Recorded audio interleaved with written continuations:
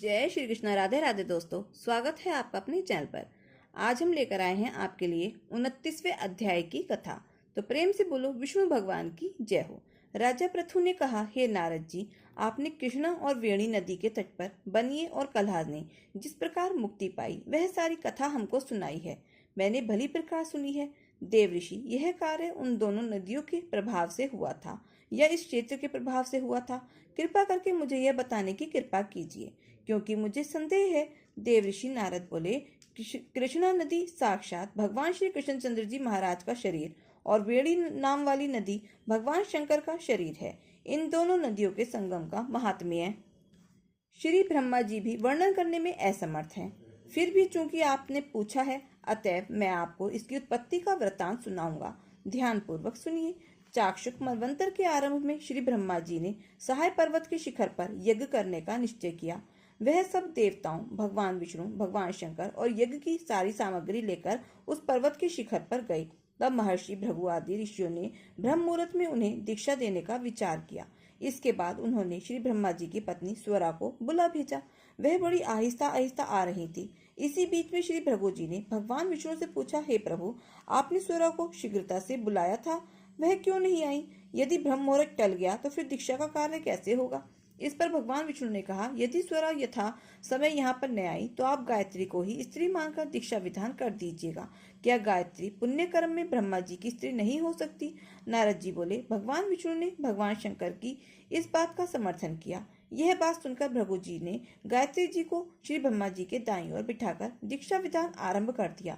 ऋषि मंडल गायत्री को दीक्षा दे ही रहा था कि इतने में स्वरा भी यज्ञ मंडप में आ पहुंची। श्री ब्रह्मा जी के पहलू में गायत्री को देखकर ईर्ष्या से करके कहने लगी। स्वरा ने कहा, जहाँ पूज्यों की पूजा होती है और पूज्यों की अप्रतिष्ठा होती है, वहां पर दुर्भिक्ष, मृत्यु तथा भय तीनों अवश्य में हुआ करते हैं। यह गायत्री जी श्री ब्रह्मा जी की दाईं ओर तथा मेरे स्थान पर बैठी हैं। यह अदृश्य बहने वाली नदी होंगी। आप लोगों ने अविचार से इसे जो मेरे स्थान पर बैठाया है, अतः आप भी सबके सब जड़ रूप नदियां होंगे। नारद जी ने महाराजा पृथु से कहा, हे राजन, इस प्रकार स्वरा के श्राप को सुनकर गायत्री मारे क्रोध के लाल भभूका होकर अपने होठ काटने लगी। देवताओं के मना करने पर भी उसने उठकर स्वरा को श्राप दे डाला। गायत्री ने कहा, ब्रह्मा जी जैसे तुम्हारे पति हैं वैसे ही मेरे भी पति हैं। तुमने व्यर्थ ही श्राप दिया है, अतएव तुम भी नदी हो जाओ। नारद जी ने कहा। तब तो देवताओं में खलबली सी मच गई। वह स्वरा को दंडवत प्रणाम करके कहने लगे, हे देवी, तुमने जो ब्रह्मा आदि सब देवताओं को श्राप दिया है, यदि इससे हम सब जड़ रूप नदियां हो जाएंगे तो फिर निश्चय ही यह तीनों लोग नष्ट हो जाएंगे, क्योंकि यह श्राप तुमने बिना विचारे दिया है। अतएव तुम इसको वापस ले लो। स्वरा ने कहा, हे देवतागण, चूंकि आपने यज्ञ के आरंभ में गणेश पूजन नहीं किया है, इसलिए यह विघ्न उपस्थित हो गया है। मेरा यह श्राप कभी खाली नहीं जा सकता। इसलिए आप सब अपने अपने अंशों से जड़ीभूत होकर अवश्य में नदियां बनोगे। हम दोनों सोते भी अपने अपने अंशों से पश्चिम में बहने वाली नदियां बनेंगी। देवऋषि नारद जी ने राजा पृथु से कहा। स्वरा के यह वचन सुनकर सभी देवता, विष्णु शंकर आदि अपने अपने अंशों से नदियां बन गए। भगवान विष्णु के अंश से कृष्णा, भगवान शंकर के अंश से वेणी तथा श्री ब्रह्मा जी के अंश से कुकुदमवती नाम वाली नदियां उत्पन्न हो गईं। सभी देवताओं ने अपने अंशों को जड़ बनाकर वहीं सहाय पर्वत पर फेंक दिया।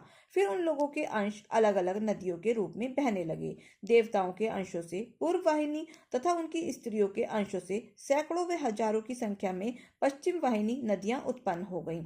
गायत्री और स्वरा दोनों पश्चिम वाहिनी नदियां होकर एक साथ बहने लगी। दोनों का नाम सावित्री पड़ा। श्री ब्रह्मा जी ने उस यज्ञ स्थल पर भगवान विष्णु और भगवान शंकर की स्थापना की। दोनों देवता महाबल तथा अतिबल के नाम से विख्यात हुए। हे राजन, कृष्णा और वेणी नदी की उत्पत्ति का वर्णन जो मनुष्य सुनेगा उसको दर्शन व स्थान फल का प्राप्त होगा। 29वां अध्याय समाप्त हुआ। 30वां अध्याय। भगवान श्री कृष्ण चंद्र जी महाराज ने कहा, हे विप्र, नारद जी के वचन सुनकर महाराजा पृथु बड़े विस्मित हुए। अंत में उन्होंने नारद जी का पूजन करके उनको विदा किया। इसी कारण माघ, कार्तिक और एकादशी यह 3 व्रत मुझे अत्यधिक प्रिय हैं। वनस्पतियों में तुलसी, महीनों में कार्तिक, तिथियों में एकादशी और क्षेत्रों में श्री द्वारका जी मुझे बहुत प्रिय है। जो प्राणी जितेंद्रिय होकर इनका सेवन करता है वह यज्ञ करने वाले प्राणियों से भी मुझे अधिक प्रिय होता है। जो प्राणी विधि विधान से इनकी सेवा करते हैं उनके अनुग्रह से सभी पाप दूर हो जाते हैं। भगवान श्री कृष्णचंद्र जी महाराज के वचन सुनकर सत्यभामा ने कहा, हे नाथ, आपने यह बड़ी आश्चर्यजनक कही है कि दूसरे के लिए पुण्य के फल से कलह की मुक्ति हो गई। यह प्रभावशाली कार्तिक मास आपको अत्यधिक प्रिय है कि जिसे पतिद्रोह का पाप केवल स्नान के पुण्य से ही नष्ट हो गया, दूसरे प्राणी द्वारा किया हुआ पुण्य उसके देने से कैसे मिल जाता है, यह आप मुझे बतलाइए। इस पर भगवान श्री चंद्र जी महाराज ने कहा, बिना दिया हुआ पुण्य और पाप जिस क्रम द्वारा मिलता है सो सुनो। सतयुग में देश ग्राम तथा कुलों का दिया पुण्य या पाप मिलता था, किंतु कलयुग में केवल कर्ता को ही पाप और पुण्य का फल भोगना पड़ता है। संसर्ग न करने पर भी यह व्यवस्था कही गई और संसर्ग जैसे पाप व पुण्य दूसरे को कैसे मिलते हैं उसकी व्यवस्था भी सुनो। पढ़ाना, यज्ञ कराना और एक साथ भोजन करने से पाप पुण्य का आधा फल मिलता है। एक आसन पर बैठने तथा एक सवारी पर चढ़ने से, श्वासों के आने जाने से पुण्य व पाप का चौथा भाग प्राणी मात्र को मिलता है। स्पर्श करने, भोजन करने तथा दूसरे की स्तुति करने से पुण्य और पाप का छठवां भाग मिलता है। दर्शन करने, सुनने तथा ध्यान करने से मनुष्य को पुण्य और पाप का 10वां अंश मिलता है। दूसरे की निंदा, चुगली और धिक्कार करने से उसका 100वां भाग मिलता है। पुण्य करने वाले मनुष्यों की जो कोई सेवा करता है वह सेवा का भाग लेता है और अपना पुण्य उसे देता है। स्त्री, नौकर और शिष्य के अतिरिक्त जो मनुष्य दूसरे से सेवा करवाकर उसका पैसा नहीं देता है वह सेवक उसके पुण्य का भागी होता है। पंक्ति में बैठे हुए भोजन करने वालों की पत्तल जो व्यक्ति लांघता है वह उसको, जिसकी की उसने पत्तल लांघी है, अपने पुण्य का 6वां भाग देता है। स्नान तथा ध्यान आदि करते हुए मनुष्य से जो व्यक्ति बातचीत करता है या उसे स्पर्श करता है वह अपने पुण्य का 6वां भाग उसे दे डालता है। जो मनुष्य धर्म के कार्य के लिए दूसरों के लिए धन मांगता है वह पुण्य का भागी होता है। ठीक उसी प्रकार जिस प्रकार दान करने वाला पुण्य का भागी होता है। जो मनुष्य धर्म का उपदेश करता है, पश्चात से श्रोता से याचना करता है, वह अपने पुण्य का 6वां भाग उसे देता है। जो मनुष्य दूसरों का धन चुराकर उससे धर्म करता है वह चोरी के पाप का फल भोगता है और शीघ्र ही निर्धन हो जाता है, और जितना धन चुराता है वह पुण्य का भागी होता है। बिना ऋण के उतरे जो मनुष्य मर जाते हैं उनको ऋण देने वाले सज्जन पुण्य के भागी होते हैं। शिक्षा देने वाला, सलाह देने वाला, सामग्री को जुटाने वाला तथा प्रेरणा देने वाला, यह सब पाप और पुण्य के 6ठे भाग को प्राप्त करते हैं। राजा प्रजा के पाप पुण्य के 6 अंश का भागी होता है। गुरु शिष्यों का, पति पत्नी का, पिता पुत्र का, स्त्री पति के किए हुए पुण्य का 6ठा भाग पाती है। पति को प्रसन्न रखने वाली आज्ञाकारिणी स्त्री पति के किए हुए पुण्य का आधा हिस्सा लेती है। जो पुण्यात्मा पराये लोगों को दान करते हैं वह उनके पुण्य का 6ठा भाग प्राप्त करते हैं। जीविका देने वाला मनुष्य जीविका ग्रहण करने वाले मनुष्य के पुण्य के 6वें भाग को प्राप्त करता है। इस प्रकार दूसरों के किए हुए पुण्य अथवा पाप बिना देने के भी दूसरे को मिल सकते हैं, किंतु यह नियम जो मैंने बतलाए हैं कलयुग में लागू नहीं होते। कलयुग में तो एकमात्र कर्ता को ही अपने पाप व पुण्य भोगने पड़ते हैं। इस संबंध में एक बड़ा पुराना इतिहास है जो कि पवित्र भी है और बुद्धि का देने वाला भी है। कहता हूँ, ध्यान पूर्वक सुनो। 30वां अध्याय समाप्त हुआ। प्रेम से बोलो विष्णु भगवान की जय हो। भिक्खु की कहानी। एक ब्राह्मण की लड़की पंचभिक्खु नहाया करती थी। गंगा जी जाती कहती, हे गंगा जमुना 68 तीर्थधारी पैड़ी पग धरूं, मेरा सत राखे। भगवान नहा धो के 5 कहानी 5 भजन कहे, एक सुबह टाक आई, माला मोचड़ी भूल गई। राजा का लड़का शिकार खेलने आया, उसने माला मोचड़ी देखी तो कहने लगी, माला मोचड़ी इतनी सुंदर है तो जिसकी ये है वो कितनी सुंदर होगी। उसने पहरेदार बिठा दिए उस लड़की को पकड़ने के लिए। सारी रात जागा, सवेरे 5 बजते ही आंख लग गई। लड़की आई, बोली, हे गंगा जमुना भजन कहे और बोली, सुना सुना सोवता तेरे गल उछालू देवर साग भरियो। तो देवर भी कहीं साग भरा करे, तेरे गल उछालू हीरा साग भरियो। वीरा अब भरूंगा, कह दियो पापी हथियारे से, मेरे 2 पंचभिक्खु हो गई है, मेरी माला मोचड़ी दे देगा। चली गई। आया, बोला, आज भी चली गई। कैसी थी? आवा किसी बिजली, होली किसी झल, सड़ झूला करती चली गई। आज भी पहरा दूंगा। सारी रात जागा, 4 बजते ही आंख लग गई। लड़की बोली, हे गंगा जमुना भजन कहे, बोली, सुबह सुबह सोवता तेरे गल उछालू, हीरा तू साग भरियो। वीरा, हाँ भरूंगा, कह दियो पापी हथियारे से, मेरे 3 पंचभिक्खु पूरे हो गए हैं, मेरी माला मोचड़ी दे देगा। उसकी आंख खुली, देखा तो क्या नहा धो के चली गई। बोला आज आज मैं आंख में मिर्च भर के सोऊंगा। सारी रात तो हाय हाय करते निकल गई। 4 बजते ही आंख लग गई। लड़की आई, बोली हे गंगा जमुना 68 तीरथ थाड़ी थारी पैड़ी पग धरूं, मेरा सत धरियो। नहा धो के 5 कहानी 5 वचन कहे। बोली सुबह सुबह सोचता तेरे गल उछालू, हीरा तू साग भरियो। वीरा हाँ भरूंगा, कह दियो पापी हथियारे से, मेरे 4 5 बिगू हो गए हैं, मेरी माला मोचड़ी दे देगा। उसकी आंख खुली, देखा तो क्या वो तो चली गई। बोला आज उंगली चीर कर नमक भर कर बैठूंगा। सारी रात तो हाय हाय करते निकल गई। 4 बजते ही आंख लग गई। लड़की आई, बोली हे गंगा जमुना 5 कहानी 5 वचन कहे। बोली सुबह सुबह सोवता तेरे गल उछालू, हीरा तू साग भरियो। वीरा हाँ भरूंगा, कह दियो पापी हथियारे से, मेरे 5 बिगू पूरे हो गए हैं, मेरी माला मोचड़ी भिजवा देगा। उसकी आंख खुली, देखा तो क्या चली गई। अब घर जाकर आसन पाटी लेकर पड़ गया। राजा बोला बेटा कैसे पड़ गया। उसने कहा मैं तो ब्राह्मण की लड़की से शादी करूंगा। बोला अच्छा। राजा ने खबर दी कि मेरा लड़का तेरी लड़की से शादी करेगा। उसने लड़की से पूछा, बोली कह दो अगल बगल चिना का केला, पीपल, आंवला ठाकुर जी बिठाते। राजा ने ऐसा ही किया। लड़की आई, बोली चौपड़ खेलेंगे। खेलते खेलते बोला मैं पेशाब कर रहा हूँ। तो बोली यहीं कर लो। तो वह बोला कहाँ करूं। एक कोने में पीपल, एक में केला, एक में आंवला तुलसा, एक में ठाकुर जी, कैसे कर लूं। बोली जब यहाँ पेशाब करने में दोष है तो ब्राह्मण की लड़की से शादी करने में भी दोष है।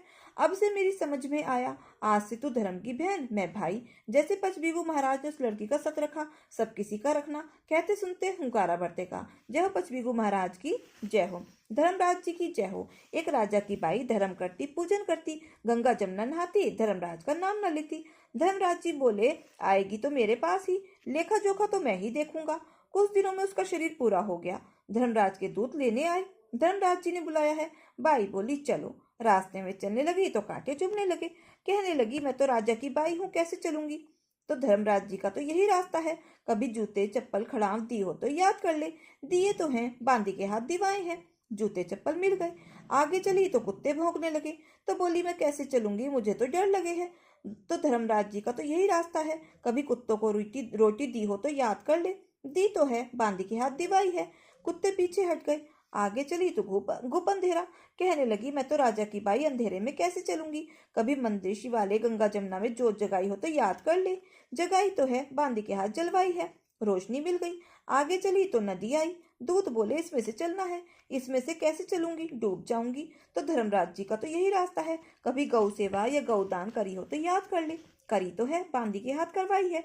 गौ की पूंछ पकड़कर दोनों चले गए। वहां जाकर कहने लगी मुझे तो भूख लग रही है। धर्मराज जी ने 36 प्रकार का भोजन थाल भर के दे दिया। हाथ मारे कुछ भी नहीं दिख आवे, पर दिखे सब कुछ। बोली मुझसे कैसा मखोला हो रहा है, दिखता सब कुछ है, हाथ नहीं आता है। धर्मराज जी बोले हमने तो सब कुछ दे दिया, तेरी करनी तेरे साथ। बोली मेरी करनी में क्या कमी रह गई। गंगा नहाई, जमुना नहाई, व्रत किए, दान पुण्य करे, करा होगा। धर्मराज जी का तो नाम नहीं लिया। धर्मराज जी का मुझे पता नहीं था कि धर्मराज जी का क्या होता है। 5.25 किलो अनाज, बांस की लाठी, बांस का बोइया, खड़ाव, धर्मराज की मूर्ति, लोटा, डोर, वस्त्र, इतना होवे है।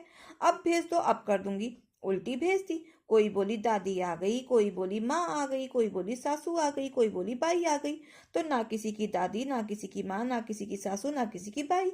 मैं तो धर्मराज जी का करने आई हूँ। माँ धर्मराज का क्या करोगी। 5.25 किलो अनाज, बांस की लाठी, बांस का बोइया, खड़ाव, धर्मराज जी की मूर्ति, लोटा, डोर, वस्त्र, बेटे ने सब कुछ लाकर दे दिया।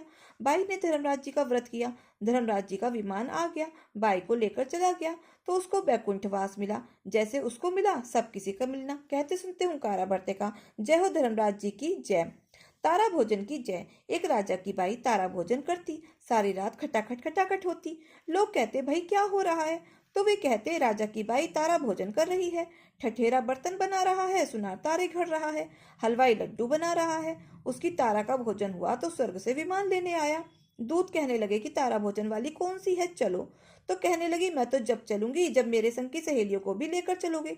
वो बोले अच्छा, सब बैठ जाओ। सब जनी बैठ के चल पड़ी। रास्ते में उसे अभिमान आ गया कि सारे कार्तिक भूखी तो मैं मरी, स्वर्ग में सब चल पड़ी।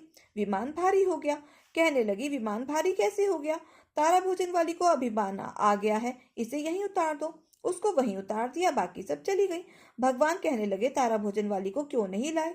तो वो बोले भगवान उसमें अभिमान आ गया था, सो उसे वहीं उतार आए। भगवान बोले उसका दंड ये है कि वो 3 बार तारा भोजन करे, एक बार एक बार 32 सीधे दे, एक बार लड्डू दे, एक बार 32 पत्तल दे। अगर 3 बार व्रत न हो तो एक बार व्रत करके तीनों चीजें दे।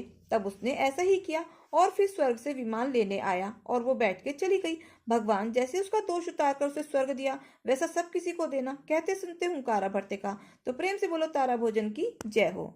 एक सास और बहू थी। सासू माँ हर रोज ठाकुर जी की पूरे नियम और श्रद्धा के साथ सेवा करती थी। एक दिन शरद ऋतु में सासू माँ को किसी कारणवश शहर से बाहर जाना पड़ा। सासू माँ ने विचार किया कि ठाकुर जी को साथ ले जाने से रास्ते में उनकी सेवा पूजा नियम से नहीं हो सकेगी। तब सासू माँ ने विचार किया कि ठाकुर जी की सेवा का कार्य अब बहू को देना पड़ेगा। लेकिन बहू को तो कोई अकल ही नहीं कि ठाकुर जी की सेवा कैसे करनी है।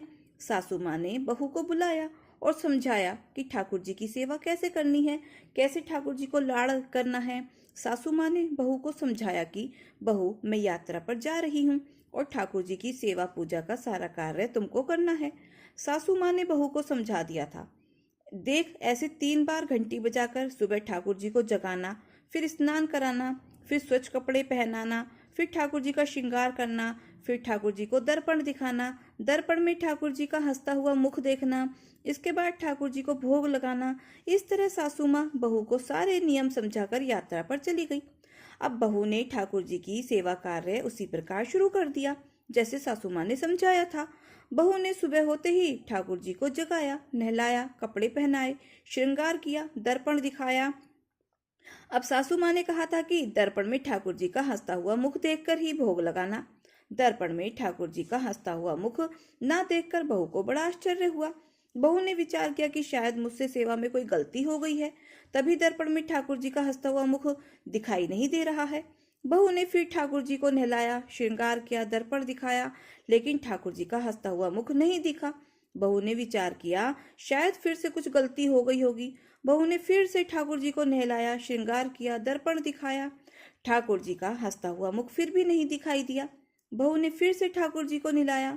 ऐसा करते करते बहू ने ठाकुर जी को 12 बार स्नान करा दिया। हर बार दर्पण दिखाया मगर ठाकुर जी का हंसता हुआ मुख नहीं दिखा। अब बहू ने 13वीं बार फिर से ठाकुर जी को नहलाने की तैयारी शुरू कर दी। अब ठाकुर जी ने विचार किया कि इसको हंसता हुआ मुख नहीं दिखा तो यह तो आज सारा दिन मुझे नहलाती ही रहेगी। अब बहू ने ठाकुर जी को नहलाया, कपड़े पहनाए, श्रृंगार किया और दर्पण दिखाया। अब बहू ने जैसे ही ठाकुर जी को दर्पण दिखाया तो ठाकुर जी अपनी मनमोहनी मंद मंद मुस्कान से हंसे। बहू को संतोष हुआ कि अब ठाकुर जी ने मेरी सेवा स्वीकार कर ली है। अब हर रोज यही नियम बन गया। ठाकुर जी रोज हंसते। सेवा करते करते अब तो ऐसा हो गया कि बहू जब भी ठाकुर जी के कमरे में जाती, बहू को देखकर ठाकुर जी हंसने लगते। कुछ समय बाद सासू माँ वापस आ गई। सासू माँ ने ठाकुर जी से कहा कि प्रभु क्षमा करना, अगर बहू ने आपकी सेवा में कोई कमी कर दी हो, कोई कमी रह गई हो तो कोई बात नहीं, अब मैं आ गई हूँ, आपकी सेवा पूजा बड़े ध्यान से करूंगी। तब सासू माँ ने देखा कि ठाकुर जी हंसे और बोले कि मैया, आपकी सेवा भाव में कोई कमी नहीं है, आप बहुत सुंदर सेवा करती हैं, लेकिन मैया दर्पण दिखाने की सेवा तो आपकी बहू से ही करवानी है, इसी बहाने मैं हंस तो लेता हूँ। तो दोस्तों, कैसी लगी आपको ये कथा ठाकुर जी की? प्रेम से बोलो जय श्री कृष्णा, राधे राधे। गणेश भगवान की जय हो। एक छोटा सा लड़का था, कोई काम नहीं करता था। उसकी माँ उसको हमेशा डांटती थी कि बेटा कोई तो काम कर लिया करो, लेकिन वो तो गणेश जी का ही नाम सुमरता रहता था, कोई काम नहीं करता था। एक दिन माँ ने उसको घर से निकाल दिया कि अब जा कुछ तो काम करके आ। वह गणेश जी का नाम लेकर चला गया। वह चलते चलते दूर जंगल में निकल गया और गणेश जी को ही भजता रहा। गणेश जी ने सोचा यह तो मेरे नाम से घर से निकल गया, दूर आगे तो बहुत घना जंगल है, यह कहाँ जाएगा। यह सोचकर गणेश जी प्रकट हो गए और लड़के से पूछा कि तू कहाँ जा रहा है। लड़के ने कहा मैं गणेश जी से मिलने जा रहा हूँ। तब गणेश जी बोले कि मैं ही गणेश जी हूँ।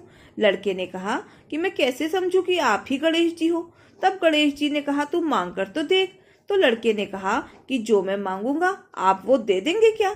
गणेश जी ने कहा हाँ दे दूंगा, लेकिन मांगना ऐसा कि एक बार ही में ही मांग लेना, बार बार नहीं दूंगा। अब लड़का बोला कि ठीक है सोचने दो। फिर लड़के ने सोचकर मांगा, ढोलू हींग राज को, पूछो गज राज को, दाल भात गेवा का फल का, ऊपर ढक सो खांड को, पुरसन वाली ऐसी मांगू, जानो फूल गुलाब को। विनायक जी बोले, तूने तो बहुत सारा मांग लिया, जा तेरे ऐसा ही हो जाएगा, जा तू अब घर चला जा। विनायक जी अंतर्ध्यान हो गए और लड़का अपने घर आया तो देखा झोपड़ी की जगह महल बन गया और पीढ़े पर छोटी सी बहू बैठी है। घर में बहुत सारा धन हो गया, नौकर चाकर हो गए। आकर अपनी माँ से बोला, माँ विनायक जी ने देखो कितना सारा धन दिया है। यह देखकर माँ बहुत ही खुश हुई। तो हे विनायक जी महाराज, जैसा आपने उस लड़के को दिया वैसा सब किसी को देना। तो प्रेम से बोलो गणेश भगवान की जय हो। दोस्तों, अगर आपको हमारी कथा कहानी अच्छी लगी हो तो प्लीज प्लीज वीडियो को लाइक शेयर और सब्सक्राइब अवश्य करें। अपना प्यार और सहयोग दें। मिलते हैं फिर ऐसे ही नई कथा कहानियों के साथ। धन्यवाद।